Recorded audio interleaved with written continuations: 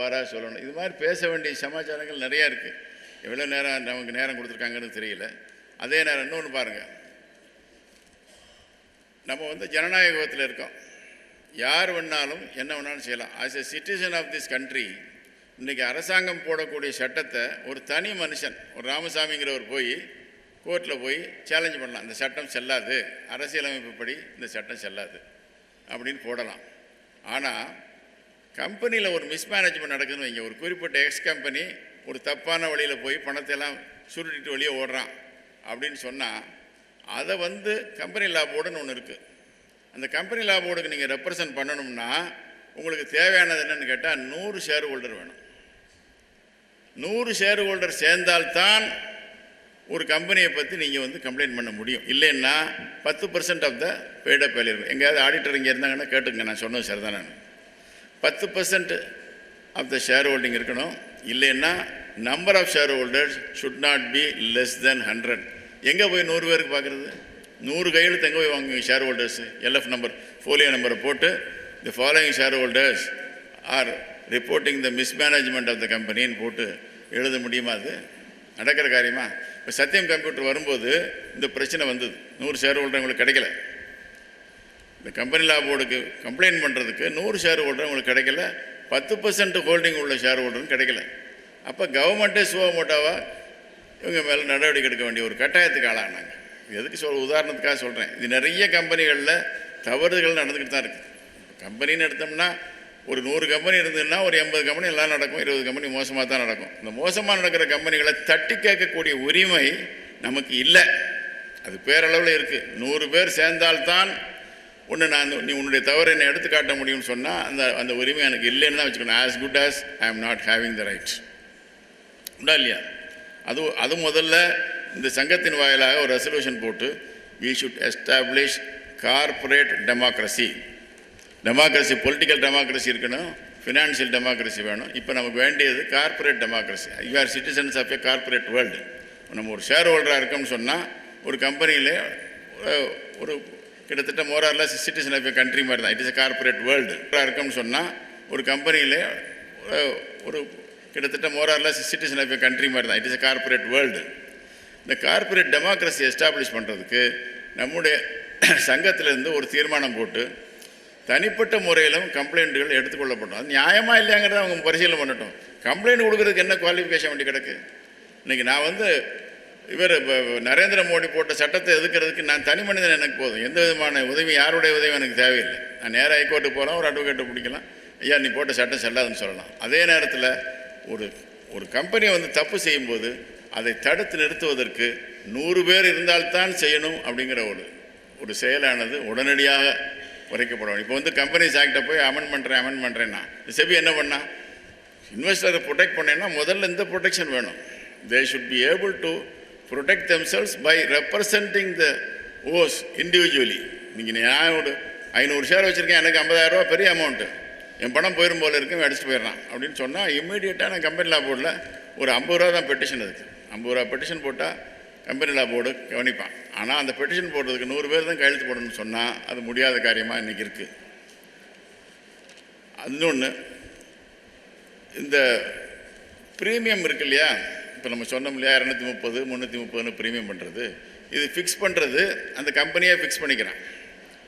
இதை வந்து சர்டிஃபை பண்ணுறது யாருன்னு கேட்டால் ஒரு ரேட்டிங் ஏஜென்சின்னு ஒருத்தர் இருக்கான், கிரைசில் அது இதுன்னு சொல்லிட்டு அவன் வந்து ABCDன்னு கொடுத்துட்றான். ஏதோ குறிப்பிட்ட பணத்தை வாங்கிட்டு கொடுக்குறான்னு வைங்க. அதை பார்த்துவிட்டு மக்கள் வந்து ஏமாந்து போய் அப்ளை பண்ணுறாங்க. அது வந்து எந்த அளவுக்கு வந்து இது இல்லை. இந்த ரேட்டிங் ஏஜென்சியை வந்து எப்போ வரும்னு கேட்டால் இந்த ப்ரைஸ் ஃபிக்ஸுக்கு முன்னால் போய் ரேட்டிங் ஏஜென்சியில் போய் சர்டிஃபிகேட் வாங்கினா நியாயம். 230 ரூபா ப்ரீமியம் வாங்குவதற்கு லாயக்கான கம்பெனி தானா அப்படின்னு சொல்லி அந்த கிரைஸில் வந்து சர்டிஃபிகேட் கொடுக்கணும். ஆனால் இப்போ எப்படி இருக்குன்னு கேட்டால் நீ ப்ரைஸ் எல்லாம் ஃபிக்ஸ் பண்ணிக்க, ஃபிக்ஸ் பண்ணதுக்கு அப்புறம் கடைசியில் போய் அவன்கிட்ட போய் ஒரு சர்டிஃபிகேட் வாங்க. இது எவ்வளோ தூரத்துக்கு ஒரு பொருந்தாத ஒரு சட்டமாக இருக்குன்னு பாருங்கள்.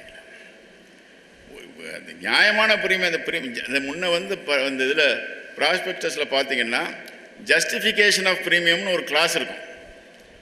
Y we are living such a hefty premium. Even 30 ரூபா ப்ரீமியம் வாங்குறது கூட அத்தனை விளக்கம் கொடுக்கணும். எங்களுடைய மார்க்கெட் ஸ்ட்ராட்டஜி இப்படி இருக்குது, சேல்ஸ் எல்லாம் இந்த அளவுக்கு இம்ப்ரூவ் பண்ணக்கூடிய ப்ராஸ்பெக்ட்ஸ் இருக்குது, அதனால் இந்த அளவுக்கு நாங்கள் ப்ரீமியம் வசூல் பண்ணுறோம் அப்படின்னு சொல்லி they should justify the levy of premium. இப்போ அந்த மாதிரி கிளாஸே கிடையாது. யார் ஜஸ்டிஃபை பண்ணுறா? இவனே போட்டுக்கிறான், இந்த இவ்வளோ ரூபா ப்ரீமியத்தில் நான் வெளியிடுறேன்னு சொல்லி. ரேட்டிங் ஏஜென்சி வந்து அதை கிரிட்டிசைஸ் பண்ணுறதும் கிடையாது, அதை குறைக்கிறதும் கிடையாது, நீ அதிகமாக வாங்கியிருக்கேன்னு சொல்கிறதும் கிடையாது, நெகட்டிவ் ஒப்பீனியன் கொடுக்குறதே கிடையாது. அவன் போயாச்சுன்னு சொன்னால் அவனுக்கு ஒன்று ஃபீஸ் இருக்குது, அதை வாங்கிட்டு உடனே ஒரு கிரேடு கொடுக்குறாங்க, அவ்வளோதான். ஏபிசிடின்னு கொடுக்குறான். ரொம்ப அவனுக்கு வேண்டியவங்களாக இருந்தால் ஏன்னு கொடுத்துக்குருவான், கொஞ்சம் சுமாரானவங்களாக இருந்தால் பின்னு கொடுப்பான், வேண்டாதவங்களாக இருந்தால் டின்னு கொடுத்துக்குருவான், அவ்வளோதான். வேறு மற்றபடி அவனுக்கு எந்த விதமான வேலையும் கிடையாது. இந்த ப்ரீமியம் வாங்கினது தவறு, இவ்வளவு ப்ரீமியத்துக்கு இந்த ஷேர் உகந்தது அல்ல அப்படின்னு சொல்லணும். அந்த சொன்னால் தான் அது வந்து நியாயமான ரேட்டிங் ஏஜென்சி. ரேட்டிங் ஏஜென்சின்னா என்னது? You are rating the prospects of the company. இந்த வருங்காலத்தில் இந்த கம்பெனியினுடைய வளர்ச்சி எப்படி இருக்குங்கிறத முன்கூட்டியே தீர்மானிக்கிறது தான் அந்த ரேட்டிங் ஏஜென்சி. அவன் இப்போ என்ன சொல்கிறான்? இவன் சொல்கிறது ஆமான்னு சொல்கிறதுக்கு அவன் இதுக்கு தேவையில்லை, அப்படி ஒரு தாவணம் நமக்கு தேவையில்லை. இவன் அவன் செய்கிறதும் தப்பு. அடுத்தாப்பில் முந்தியெல்லாம் பார்த்தீங்கன்னா ஸ்டாக் எக்ஸ்சேஞ்சில் நான் ஏற்கனவே சொல்லியிருக்கிறேன், 100 ரூபா ஷேர் 110 ரூபாய்க்கு மேலே போகக்கூடாது, 100 ரூபா ஷேர் 90 ரூபாய்க்கு கீழே வரக்கூடாது. இன்றைக்கி என்னைக்கு பாருங்கள், என்றைக்காவது ஒரு நாள் பார்த்தீங்கன்னா உடனே 30% ஏறிச்சு அல்லது 30% இறங்குச்சு, இல்லை 40% ஏறிச்சு, இல்லை 50% இறங்குச்சு. எத்தனை ஷேர்கள் அந்த மாதிரி ஆயிடுச்சு, எத்தனை முதலீட்டாளர்கள் அந்த மாதிரி பாதிக்கப்பட்டிருக்காங்க. சத்தியம் கம்ப்யூட்டர் 300 ரூபா விற்றுது, 300 ரூபா விற்று 4 நாளில் 6 ரூபா 40 பைசா வந்தது. கிட்டத்தட்ட 52 பேர் சூசைட் பண்ணிட்டாங்க ஹைதராபாத்தில். என்ன நடவடிக்கை எடுத்தாங்க அவங்க? இத்தனை விதமான ஒரு இழப்புக்கு யார் காரணம்னு பார்க்க வேண்டாமா? இவங்களுடைய கையாளாக எதுக்காக வந்து 300 ரூபாய் படிப்படியாக குறைச்சிருக்கலாம் இல்லையா? 300 ரூபாய் 290 ரூபாய்க்கு, 290 ரூபாயிலேருந்து 29 ரூபாய் குறைச்சி ஒவ்வொரு நாளும் கொஞ்சம் கொஞ்சமாக குறைச்சிட்டு வந்திருந்தாங்கன்னா இந்த நிலை ஏற்பட்டிருக்காது, இவ்வளவு ஒரு மோசமான சூழ்நிலை உருவாகிருக்காது நிச்சயமாக. இப்படிப்பட்ட ஒரு அது that is called floor price. Floor ப்ரைஸை ஃபிக்ஸ் பண்ணோம், இது கீழே வரக்கூடாது, கீழே வந்தாச்சுன்னு சொன்னால் நாங்கள் தகுந்த நடவடிக்கைப்போம். எடுக்க அனுமதி கிடையாது. முதல்ல ஸ்டாக் எக்ஸ்சேஞ்சிலேயே போட்டு ஒன்லி செல்லர்ஸ்னு போட்டுக்க, அதை பற்றி பரவாயில்ல, பையர்ஸே இல்லைன்னு சொல்லுது. ஆனால் டிரான்சாக்ஷன் அது கீழே நிச்சயமாக நடக்கக்கூடாது. அந்த மாதிரி ஒரு நிலையை உருவாக்கணும். அதே மாதிரி விலை ஏறும்போதும் ஒன்லி பையர்ஸ்ன்னு போடு, இல்லை செல்லர்ஸ்ன்னு போடு, இதுக்கு மேலே எந்த காரணத்தை கொண்டும் டிரான்சாக்ஷன் நடக்கக்கூடாது. அதுக்கு தான் நம்ம இருக்கோம். ரெகுலேஷனுங்கிறது என்னது? முதலீட்டாளர்களை காப்பாற்றுவதற்கு தான் regulation, not for the sake of regulation. அந்த ஒரு இதையும் நீங்கள் வந்து ஒரு தீர்மானமாக வழிமொழிந்து இந்த சபையின் மூலமாக நிறைவேற்ற வேண்டும். அப்புறம் பார்த்தீங்கன்னா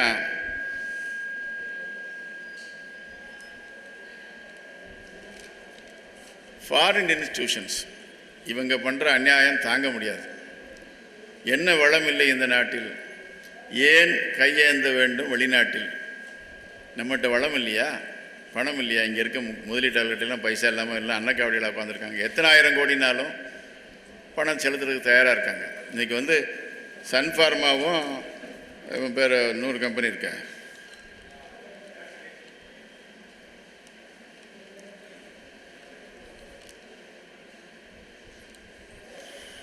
விடணும். முந்தி வந்து 1976 உங்களுக்கெல்லாம் தெரிஞ்சிருக்கலாம் ஒரு சில பேருக்கு, there was a process of Indianization of company. நிறைய ஃபாரின் கம்பெனிஸ் தான் இருக்கும். ஏடி பேரின்னு எடுத்துக்கிட்டிங்கன்னா 1 பவுண்டு ஷேர், அது 1 பவுண்டுங்கிறது அந்த நாள் தான் 20 ரூபா, 1 பவுண்டு ஷேராக இருந்தது. ஐடிசி எடுத்திங்கன்னா இம்பீரியல் டுபாக்கோ கம்பெனியாக இருந்தது. ஹிந்துஸ்தான் லிவர் எடுத்திங்கன்னு சொன்னால் அது வந்து வெளிநாட்டு கம்பெனியாக இருந்தது. கிளாஸ்கோ லேபரட்டரி வெளிநாட்டு கம்பெனியாக இருந்தது. ஃபாரின் ஹோல்டிங்ஸு 60%க்கு மேலே இருந்தது. அப்போ வந்து there was a move for Indianize the companies. இந்தியனை சுதேசி ஆக்கணும்னு நினச்சாங்க. இப்போ என்ன பண்ணியிருக்காங்க? they are keep on increasing the foreign holdings. அந்நிய நாட்டுக்காரன் வந்து பணத்தை கொண்டாந்து போடு, இங்கே முதலீட்டில் ஆகிக்கும். அப்போ வந்து இதை விதேசி ஆக்குறாங்க. சுதேசியாக இருக்க வேண்டிய ஒரு கார்ப்பரேட் வேர்ல்டை விதேசி ஆக்கிட்டாங்க. வெளிநாட்டுக்காரனுக்கு அநேகமாக விற்றது மாதிரி தான். எல்லா கம்பெனிகளும், பிரபலமான கம்பெனிகள் எல்லாமே 50%க்கு மேலே, 49%, 50% அந்த விளிம்பில் வந்துட்டாங்க. இப்போ அம்மாதிரியான ஒரு எப்படி இதுக்காக மாறணும்? தலைகீழான மாற்றம் இல்லை. அதில் விடுங்க, பரவாயில்ல, நோ ப்ராப்ளம், எனக்கு ஒன்றும் இல்லை. அவரோட உரையில் நம்ம உண்மையிலே மூழ்கி தான் போயிட்டோம். அதோடைய நிறை குறைகளை பற்றிலாம் சொல்லிகிட்டே வந்துட்டுருக்காங்க. ஒரு இன்ஜினியரிங் காலேஜ் ப்ரொஃபஸர் ரேஞ்சுக்கு நல்ல கணீர்ன்ற குரலில் நம்ம எல்லாருக்கும் ஈஸியாக புரியணுங்கிற மாதிரி, அதாவது சுருங்க சொல்லி விளங்க செய்யணும் அப்படின்ற அந்த இதில் வந்து நம்மளுக்கெல்லாம் நல்ல விதமாக கிளாஸ் போய்கிட்டு இருக்கு. ஆனாலும் ஒரு சின்ன இடைவேளை கட்டாயமாக அவருக்கும் தேவை, நமக்கும் தேவை. அதனால் உங்களுக்கு தேநீர் வந்து தயாராக இருக்குது. எல்லோரும் போய் குடிச்சிட்டு ஒரு 15 நிமிஷம் எடுத்துக்கோங்க. திரும்ப அவங்கவுங்க இருக்கைக்கு வந்துடுங்க. நன்றி. எல்லாருடைய முகத்துலேயும் அந்த உற்சாகமும் அந்த சோம்பேறித்தனமான ஒரு டல்லாக இருந்தது போய் ரொம்ப நல்லா பிரிஸ்க்கு வந்துருச்சு. சங்கர் நாராயணன் சாரும் ரொம்ப உற்சாகமாக இருக்காங்க. இன்னும் அநேக தகவல்கள் தரப்போகிறாங்க. அது மட்டும் இல்லாமல் உங்களுக்கு இந்த ஃபீல்டில் என்னென்ன டவுட்ஸ் இருக்கோ அதுவும் கூட நீங்கள் அவர்கிட்ட கேட்டு தெரிஞ்சுக்கலாம். அதனால் இந்த ஒரு பொன்னான வாய்ப்பை வந்து நழுவ விடாதீங்க. தயவு செய்து இதில் நல்லா பங்கெடுத்து முழுமையான பலன் பெறணும் அப்படின்ட்டு இந்த தேநீர் இடைவேளைக்கு பிறகு வகுப்பானது ஆரம்பமாகிறது. மீண்டும் தொடர்வோம். ஃபாரின் இன்ஸ்டிடியூஷன்ஸை பற்றி பேசினோம். 70-80 இந்தியனைஸ் பண்ணுறதுக்கு எவ்வளவு தீவிரமான முயற்சிகள் நாங்கள் நடத்தி வெளிநாட்டு கம்பெனிகளை இந்திய முதலீட்டாளர்களை கொண்டு அவர்களுக்கு லாபமடைய செய்தோம். இப்போ உதாரணத்துக்கு நான் பல கம்பெனிகள் பேர் சொன்னேன். கிளாக்ஸோ, இந்துஸ்தான் லிவர், ஐடிசி, பேட்டா, எத்தனையோ மல்டிநேஷ்னல் கம்பெனிஸ். அவ்வளோ பேருடைய கம்பெனிஸையும் அவங்களுடைய வெளிநாட்டு முதலீட்டாளர்களை ஆஃபர் ஃபார் சேல்னு கொடுக்க சொன்னோம். இவ்வளோ ஷேரை நீங்கள் விற்றாகணும், கண்டிப்பாக அதில் இந்தியன் கேபிட்டல் வந்து இத்தனை % இருக்கணும் அப்படிங்கிற நேதியை நாம் தான் கொண்டு வந்தோம். அதுக்கு இப்போது தலைகீழாக மாறிக்கொண்டிருக்கிறது. இப்போ வந்து நம்முடைய கேபிட்டலானது குறைந்து அந்நிய நாட்டு மூலதனம் வந்து இங்கே அதிகப்படியாக வரும் % வந்து அதிகப்படுத்திக்கிட்டே இருக்காங்க. HDFC பேங்க்கு அதிகப்படுத்தியாச்சு, ஸ்டேட் பேங்க்கு அதிகப்படுத்திட்டாங்க. எல்லாமே வந்து வெளிநாட்டிலேருந்து வாங்க வாங்க வாங்கன்னு சொல்லி முதலீடு பண்ண சொல்கிறாங்க. இது தேவையில்லாத ஒரு விஷயம்னு என்னுடைய கருத்து. அதை நீங்கள் ஆமோதித்தீங்கன்னா அதையும் நீங்கள் ஒரு ரெசல்யூஷனாக நீங்கள் பாஸ் பண்ணலாம். Keep the Indianisation of the companies as such அப்படிங்கிற மாதிரி நீங்கள் சொல்லுங்கள். அடுத்தாப்பில் இந்த FIs வந்து பண்ணுறது வந்து பார்த்திங்கன்னா அங்கே இருக்கக்கூடிய பல மால் ப்ராக்டிசஸ். ஃபாரின் இன்ஸ்டிடியூஷன்ஸுங்கிறது அமெரிக்காவிலையோ, ஆஸ்திரேலியாவிலையோ, ஜெர்மனியிலிருந்தோ, ஃப்ரான்ஸ்லேருந்தோ, இங்கிலாந்துலேருந்தோ நமக்கு பணம் வரல. சுண்டக்கா நாடுகள், பனாமா, மொரிஷியஸ், இந்த மாதிரி ஒரு சில்லற நாடுகள். அங்கே வந்து அவங்க மொத்தம் அவங்களுடைய கை இருப்பே வந்து 500 கோடி 600 கோடிக்கு மேலே இருக்காது. ஆனால் அங்கேருந்து வர்ற பணம் பார்த்திங்கன்னு சொன்னால் 2000 கோடி 5000 கோடின்னு வருது. ஒரு சுண்டக்கா நாடு ஒன்றுமே கிடையாது. அங்கே போய் பார்த்திங்கன்னு சொன்னால் கிட்டத்தட்ட ஒரு 15 ஃபாரின் இன்ஸ்டிடியூஷன்ஸு ரிஜிஸ்டர் பண்ணியிருப்பான் மாரிஷியஸில். போய் பனாமாவில் போனீங்கன்னா 25 ஃபாரின் இன்ஸ்டிடியூஷன்ஸ் போட்டுப்பான். செபிக்கு வந்து $10,000 ரெஜிஸ்ட்ரேஷன் ஃபீஸ் கொடுத்தா போதும், உடனே முடிஞ்சு போச்சு. அது பூரா யார் பண்ணுறான்னா இங்கே இருக்கக்கூடிய பண முதலீடுடைய பினாமி தான் அங்கே இருக்கான். நான் இது ஒரு பெரிய ரகசியமாக தான் சொல்கிறேன், வெளிப்படையான ரகசியம். இது எவரிபடி சீக்ரெட். இது வந்து மன்மோகன் சிங்கை ஒத்துக்கிட்ட விஷயம். ரிசர்வ் பேங்க்லேருந்து ஒரு அறிக்கை விட்டுருக்காங்க. இந்த ஃபாரின் இன்ஸ்டிடியூஷன்ஸ் இன்வெஸ்ட்மெண்ட்ஸில் மணி லாண்ட்ரிங் ப்ராசஸ் மிக அதிகமாக நடைபெறுகிறது. இதை வந்து தீவிரமாக கண்காணிக்க வேண்டும் என்பது RBI கவர்னர் கொடுத்த அறிக்கை. அது அடிப்படையில் தான் நான் பேசுகிறேன். நான் வந்து எந்த விதமான அடிப்படை ஆதாரம் இல்லாமல் நம்ம சொல்லலை. ஃபாரின் இன்ஸ்டிடியூஷன்ஸுங்கிறது ஒரு உட்டோப்பியா, அது இல்லை, ஒரு நான் என்டிட்டின்னு தான் சொல்லுவேன். கிட்டத்தட்ட 3/4 ஃபாரின் இன்ஸ்டிடியூஷன்ஸ் வந்து இங்கே இருக்கக்கூடிய கருப்பு பணமானது ஹவாலா மூலமாக வெளிநாட்டுக்கு சென்று ஃபாரின் இன்ஸ்டிடியூஷன்ஸ் மூலமாக இந்தியாவுக்கு வந்து ஷேர்களை வாங்குகிறாங்க. 500 ரூபாய்க்கு வாங்குகிற ஷேரை 600 ரூபாய்க்கு ஏற்றுறாங்க. அவங்க தான் ஏற்றுறாங்க. இந்த 600க்கு விற்கும்போது இந்த 100 ரூபா லாபமானது அவங்களுக்கு போய் சேருது.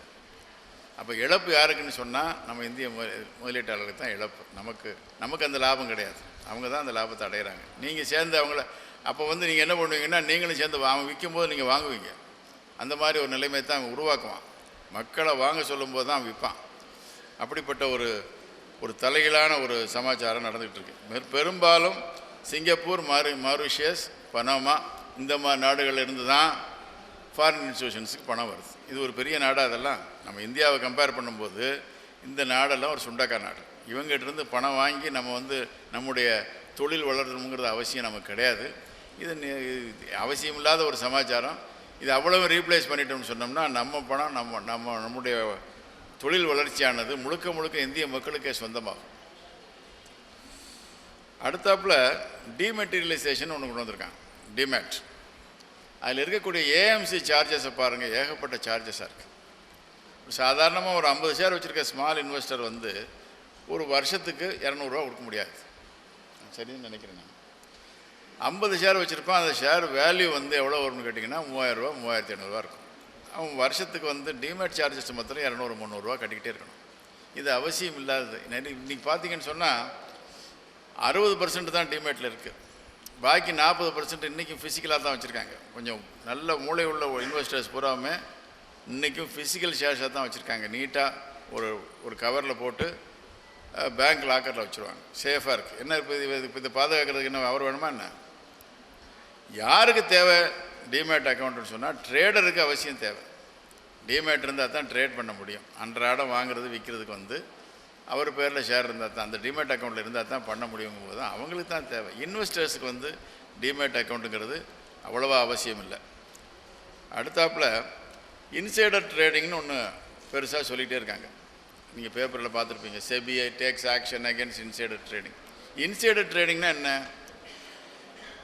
Getting price sensitive information in advance to make undue gains. இதுதான் இன்சைடர் ட்ரேடிங். இதை நடத்தாத எந்த நிறுவனமும் கிடையாது. அந்த கம்பெனி ஆடிட்டருக்கு தெரியாமல் இருக்குமா அந்த கணக்கு?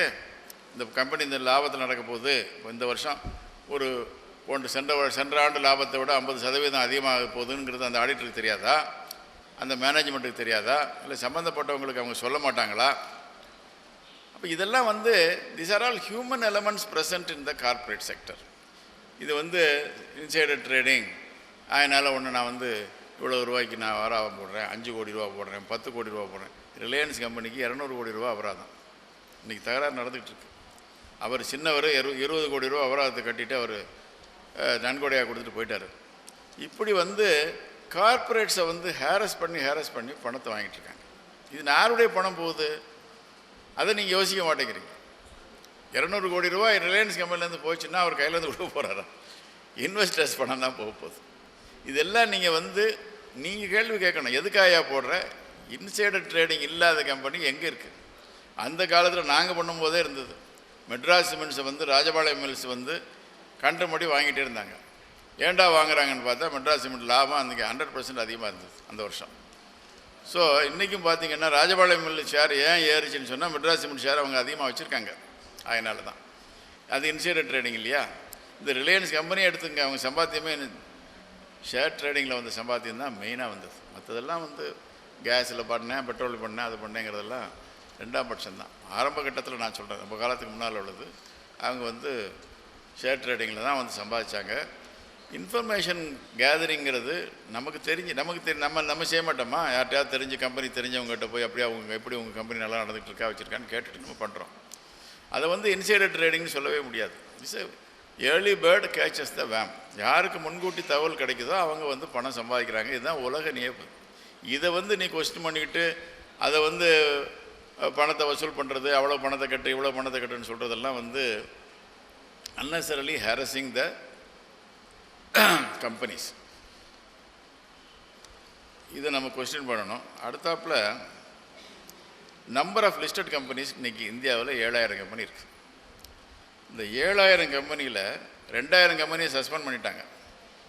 நீ வந்து ட்ரேடிங்க்கு லாயக்கு இல்லை, நீ வந்து பலவிதமான தவறுகள் பண்ணியிருக்க, அதனால் ட்ரேடிங்லேருந்து சஸ்பெண்டட் அப்படிங்கிறான்.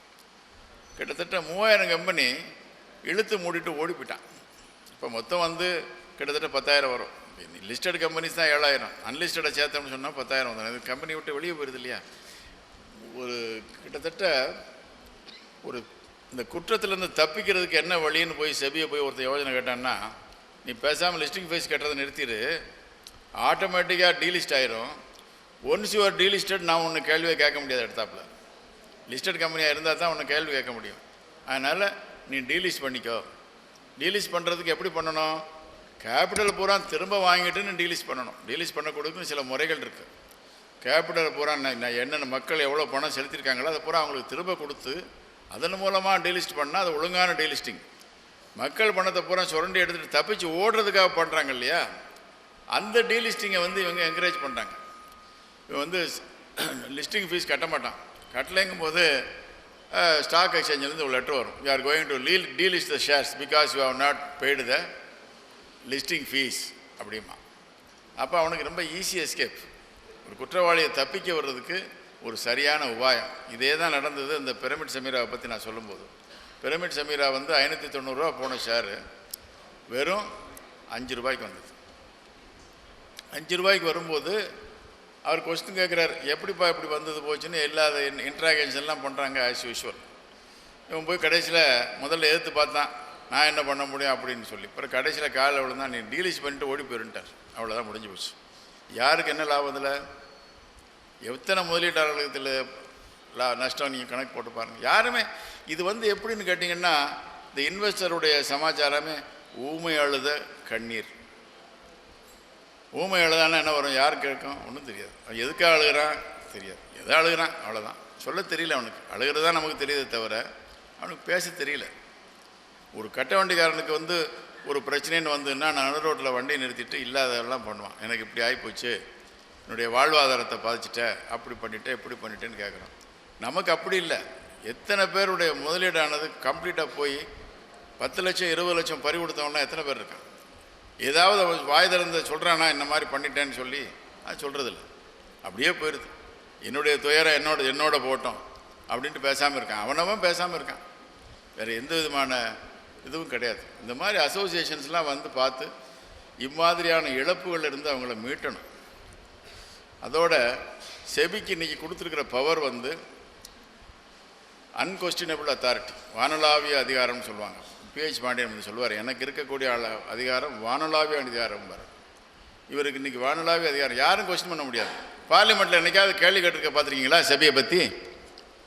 செபியினுடைய செயல்பாடு எப்படி இருக்குன்னு எந்த பார்லிமெண்ட் மெம்பராவது பேசியிருக்காங்களா இது வரைக்கும்? பேச முடியாது. அவனுக்கு யோக்கியதை கிடையாது, பேசுகிறதுக்கு ரைட் கிடையாது. Because it is a presidential act. President கொண்டாந்த ஆக்ட் ஆனால செபியை பற்றின பேச்சு பார்லிமெண்ட்டில் வராது. ஃபினான்ஸ் மினிஸ்டர் பார்த்து இவர் வந்து பதில் சொல்ல வேண்டிய அவசியம் செபி சேர்மனுக்கு இருக்கானா? கிடையாது. ஃபினான்ஸ் மினிஸ்டருக்கு இவருக்கு இது ஆட்டானமஸ் பாடி. ஆட்டானமஸ் பாடி ஒரு இண்டிபெண்ட்டாக செயல்படணுமே தவிர it should not B autocratic. தன்னிச்சையாக தாந்தோண்டித்தனமாக செய்கிறது. தன்னிச்சையாக செய்வது என்பது வேறு, தாந்தோண்டித்தனமாக செய்து இஷ்டத்துக்கு என்ன வேணாலும் செய்யலாம், யாரும் கேள்வி கேட்கப்படலைங்கிற மாதிரி. ஒரு லார்ட் ஆக்டர்னு சொல்லுவார், all power corrupts and absolute power corrupts absolutely. ஒருத்தன்ட்ட அளவுக்கு மீறின அதிகாரம் குவிந்திருந்தால் அவன் நிச்சயமாக பெரிய பெரிய தவறுகளைத்தான் தொடர்ந்து செய்து கொண்டிருப்பான். இதுதான் வந்து பெரிய வாசகம். அது இது ஒரு பிரிட்டிஷ் பார்லிமெண்டேரியனுடைய வாசகம். அது இதுதான் இன்றைக்கி செபியினுடைய அதிகார குவிப்பு. இது ஒரு போதாதான் அவருக்கு. இன்றைக்கி இருக்கிற அதிகாரம் அவருக்கு போதாது. எனக்கு ஃபினான்ஷியல் ஆட்டானமி வேணுங்கிறார். என்ன ஃபினான்ஷியல் ஆட்டானமி வேணும் அவருக்கு? சிஏஜி ஆடிட் வந்தது, சென்ட்ரல் ஆடிட்லேருந்து செபிக்கு வந்தான். வந்து பார்த்துட்டா 3000 கோடி ரூபா பேங்க்கில் இருக்குது. அப்போ சர்வீஸ் ஆர்கனைசேஷன் உனக்கு எதுக்கே 3000 கோடி ரூபா நல்லா செலவழிக்க வேண்டியானே, இன்வெஸ்டர்ஸோட பெனிஃபிட்டுக்காக நீ செலவு பண்ண வேண்டியானே. அப்படி உனக்கு பண்ணுறதுக்கு வழி இல்லைன்னு சொன்னால் why can't you transfer it to central revenue account, கவர்மெண்ட்டுக்காக போய் சேரட்டும்னு ரிப்போர்ட் எழுதிட்டு போயிட்டான். The money, if not utilized for investors' benefit, may be transferred to central revenue account. நான் இந்த ஆடிட் ரிப்போர்ட்டை வச்சுட்டு தான் நான் பேசுகிறேன். அப்போ இவன் என்ன பண்ணிட்டான், இந்த சிஏஜி ரிப்போர்ட் வந்து எப்படி நம்ம இந்திய அரசாங்கம் குப்பை கூடையில் போட்டுச்சோ, இந்த 2G ரிப்போர்ட்டை பற்றி பார்த்தோன்னே குப்பையில் எரிஞ்சாங்க. அது மாதிரி நமக்கு தான் ப்ரொடியூசர்ஸ் இருக்கார், மன்மோகன் சிங் இருக்காருன்னு சொல்லிட்டு செபி என்ன பண்ணிட்டான், சிஏஜி ஆடிட் ரிப்போர்ட்டை தூக்கி குப்பை கூடையில் போட்டான். குப்பை கூடையில் போட்டதும் இல்லாமல் எனக்கு ஃபினான்ஷியல் ஆட்டானமி வேணும். ஃபினான்ஷியல் ஆட்டானமின்னா என்ன? நான் செய்யக்கூடிய செலவுகளையோ வரவுகளையோ யாரும் கொஸ்டின் பண்ணக்கூடாது. நான் இஷ்டப்படி எனக்கு பணம் வசூலிப்பேன், இஷ்டப்படி அதை செலவழிப்பேன். அந்த ரைட் எனக்கு வேணும்னு சொல்லிட்டு that is called financial autonomy. இந்த வார்த்தை வந்து பழைய செபி சேர்மன் சிபி பாவே சொன்ன வார்த்தை. நான் வந்து கோட் பண்ணுறேன், அந்த வெரி வேர்ட்ஸை யூஸ் பண்ணுறேன். ஃபினான்ஷியல் ஆட்டானமிங்கிறது எவ்வளோ பெரிய தவறு தெரியுமா? என்னிடம் இருக்கிறது சாதாரண பணம் இல்லை, 2 கோடியோ 3 கோடியோ இல்லை, என்கிட்ட இருக்கிறது 3000 கோடி ரூபா. 3000 கோடி ரூபாயை நான் எப்படி செலவழிக்கணுங்கிறத யாரும் என்னை கொஸ்டின் பண்ணக்கூடாதுன்னு சொன்னால் அது என்ன ஸ்தாபனம்? அது இந்த ஸ்தாபனம் நமக்கு தேவைதானே? அது இதுதான் இன்றைக்கி நடந்துக்கிட்டு இருக்கிற சமாச்சாரம். அப்புறம் பார்த்திங்கன்னா இப்போ நிறைய பேர் வந்து அன்கிளைம்டு டிவிடெண்ட்ஸ் இருக்குது. விலாச மாற்றத்தின் காரணமாகவோ அது அந்த குறிப்பிட்ட பங்குதாரர் இறந்து போகிறதுனாலையோ இந்த டிவிடெண்டுகள்லாம் கிளைம் பண்ணாமல் போயிடுது. கிளைம் பண்ணலைன்னா அந்த பணம் யாரை சேர்ந்தது? அந்த குறிப்பிட்ட கம்பெனிக்கு தான் போனது. இன்றைக்கி வந்து 2000 கோடி ரூபா அன்கிளைம்டு டிவிடெண்ட் இருக்குது அப்படின்னு சொன்னால் அந்த அதில் ஒரு குறிப்பிட்ட கம்பெனிக்கு ஒரு 100 கோடி ரூபா இருக்குதுன்னு சொன்னால் unclaimed dividend unpaid dividend should go to the particular company. அவன்கிட்ட போய் அங்கே இருந்து ரிசர்வாக இருக்கணுமே தவிர இது அரசாங்கம் எடுத்துக்கிறது இன்றைக்கி தெரியல. அன்கிளைம்டு டிவிடெண்ட் 7 வருஷத்துக்கு ஒருத்தன் கிளைம் பண்ணலைன்னா it will be transferred to education ஃபண்டுன்னு ஒன்று ஃபண்டை வச்சுக்கிட்டாங்க. அதை ட்ரான்ஸ்ஃபர் பண்ணிடுறேங்கிறாங்க. அதில் எவ்வளோ ரூபா இருக்குதுன்னு தெரியுமா உங்களுக்கு? மொத்தம் 21,000 கோடி ரூபா இருக்குது. 1 ரூபா 2 ரூபா இல்லை, நான் சொல்கிறது எல்லாம் சேர்த்து. ஷேரில் வரக்கூடிய dividend, debentures, principal and interest, bank deposits, அதுக்கு வர வேண்டிய interest, PF fund, life insurance, matured policies, unclaimed, இது எல்லாத்தையும் சேர்த்திங்கன்னா கிட்டத்தட்ட 21,000 கோடி ரூபா அன்கிளைம்டாக இருக்குது. இதெல்லாம் நீங்கள் வந்து ஒரு சர்வீஸ் ஆர்கனைசேஷனாக இருந்து உங்களுக்கு வந்து பாதிக்கப்பட்ட முதலீட்டாளர்களுக்கு நீங்கள் போய் சேர முடியான உதவி செஞ்சீங்கன்னா அவங்களும் ரொம்ப நன்றி கடனோடு இருப்பாங்க. நீங்களும் ஒரு நல்ல சேவை செய்தோம் என்ற ஒரு உணர்வு உங்களுக்கு ஏற்படும். அம்மாதிரியான நபர்கள் உங்களுக்கு இருந்துன்னு சொன்னால் நிச்சயமாக எனக்கு சொல்லுங்கள், நான் செய்கிறேன். யாராவது ஒருத்தருக்கு வந்து இந்த மாதிரி அவர் இறந்து போயிட்டார், அவர் பிள்ளைகளுக்கு மாற்ற முடியல, இல்லை டிவிடெண்ட் வந்து இத்தனை காலம் வருஷ காலமாக வராமல் இருக்குது, இல்லை ஷேர் சர்டிஃபிகேட் தொலைஞ்சு போச்சு, அது என்னென்னே தெரியாமல் இருக்குது, எனக்கு அன்னுவல் ரிப்போர்ட் மட்டும் வந்திருக்கு, எங்கிட்ட எந்த விதமான ஆதாரமும் இல்லை அந்த ஷேர் எங்கிட்ட இருக்குங்கிறதுக்கு அப்படின்னு சொன்னால் அம்மாதிரியான இன்வெஸ்டர்ஸுகளுக்கு நாங்கள் உதவி செய்கிறோம். அதை நீங்கள் வந்து இந்த நிறுவனத்துக்கு நீங்கள் சொன்னீங்கன்னா அவங்களும் நல்லபடியாக செய்வாங்க. இது மாதிரி பலவிதமான நிறைய பிரச்சனைகள் இருக்குது. இன்வெஸ்டர்ஸ்ன்னு சொன்னோம்னா ஏகப்பட்ட பிரச்சனைகள் இருக்குது. அதை தான் வந்து ஒரு இன்வெஸ்டர் அசோசியேஷன் இதெல்லாம் செய்யணும். நிறைய investors association, SEBI organised investors இதெல்லாம் அவங்க கவலைப்படுறதே கிடையாது. வந்தாங்கன்னா இந்த செபியை பற்றி 4 வார்த்தை பேசுவாங்க. இதை செஞ்சுருக்காங்க, அதை செஞ்சுருக்காங்க, இது பண்ணியிருக்காங்க, இது இந்த மாதிரி இன்சைடர் ட்ரேடிங்லாம் அப்படி நிறுத்தியிருக்காங்க, அவ்வளோ அபராதம் போட்டிருக்காங்க, சஹாராவை எப்படி பனிஷ் பண்ணியிருக்காங்க, 21,000 கோடி ரூபா வந்து கேட்டுட்ருக்காங்க. அவன் 21,000 கோடி வந்தால் அவங்களுக்கு என்ன லாபம் வரப்போகுது? இன்னொருத்தனுக்கு 2 கண்ணு போச்சுன்னா எனக்கு சந்தோஷம்னு சொன்னால் அவங்களுக்கு என்ன, இதில் என்ன பிரயோஜனம் இருக்குது? அந்த மாதிரி ஒரு புகழுரைகளை பேசி ஒரு செபியோட மவுத் பீஸாக தான் இருக்காங்களே தவிர எல்லா இன்வெஸ்டர் அசோசியேஷனும். இப்போ ஒரு ஞானஸ்கந்தனை வச்சுருக்கிறது செபிகிட்டேருந்து பணம் வாங்கிட்டு ஆரம்பிக்கலை, அவர் சொந்த செலவில் ஆரம்பிச்சிருக்காரு. அதுதான் நீங்கள் பாராட்ட வேண்டிய ஒரு விஷயம்.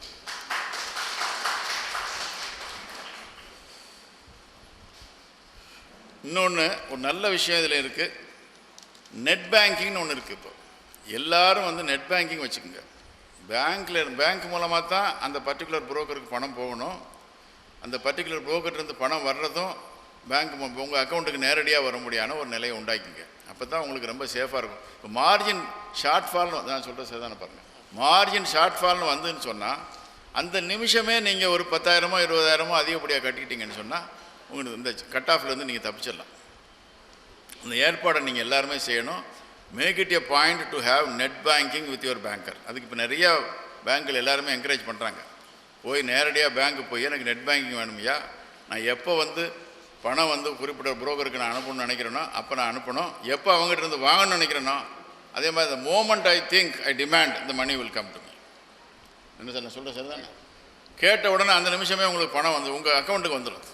நீங்கள் ஒரு 50,000 ரூபா கட்டிகிட்ருக்கு, எனக்கு 30,000 ரூபா போதுமையா, 20,000 ரூபா பணத்தை திருப்பி அனுப்புன்னு சொன்னால் அவங்க உடனே உங்கள் அக்கௌண்ட்டுக்கு மாற்றிடுவாங்க. அதே மாதிரி மார்ஜின் ஷார்ட்ஃபால், திடீர்னு மார்ஜின் ஷார்ட்ஃபால் வந்துன்னு சொன்னால் யாரையும் போய் கெஞ்சிட்டு இருக்க வேண்டாம். ஐயா நீங்கள் கொஞ்சம் பொறுத்துங்க, 2 நாள் பொறுங்க, நாளை கட்டிடும் போகிறேன்னு அவரை கேட்க வேண்டிய அவசியமே இல்லை. உடனடியாக ஒரு 5,000மோ 10,000மோ நீங்கள் நெட் பேங்கிங் மூலமாக அந்த புரோக்கருக்கு அனுப்பிச்சிடுங்க. அனுப்பிச்சாச்சுன்னா அடுத்த நிமிஷம் போயிடும். நீங்கள் ஆர்டிஜிஎஸில் போட்டிங்கன்னா அடுத்த நிமிஷம் போயிடும், நெஃப்ட்டில் போட்டிங்கன்னா 3 மணி நேரத்தில் போயிடும். It's question of hours only. அதனால் நெட் பேங்கிங் வந்து ஒரு பெரிய வரப்பிரசாதம் இந்த தொழிலுக்கு. அதை நீங்கள் சரியான முறையில் உபயோகப்படுத்தி எந்த விதமான இடையூறும் இல்லாமல் நீங்கள் வியாபாரம் செய்வதற்கு ஏற்பாடு செய்து கொள்ளுங்கள்.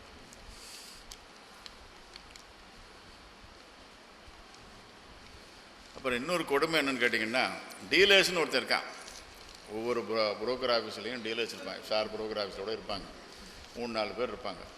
அவங்கெல்லாம் வந்து என்எஸ்சியில் போய் பரீட்சை எழுதி பாஸ் பண்ணியிருக்கணும். பாஸ் பண்ணால் எத்தனை வருஷம் சார் வேலிட்? அது 3 வருஷமா? 3 இயர்ஸ் வேலிட். 3 வருஷத்துக்கு தான் ஒரு வேலிட் அந்த பாஸ் சர்டிஃபிகேட். எங்கேயாவது கேள்விப்பட்டிருக்கோமா?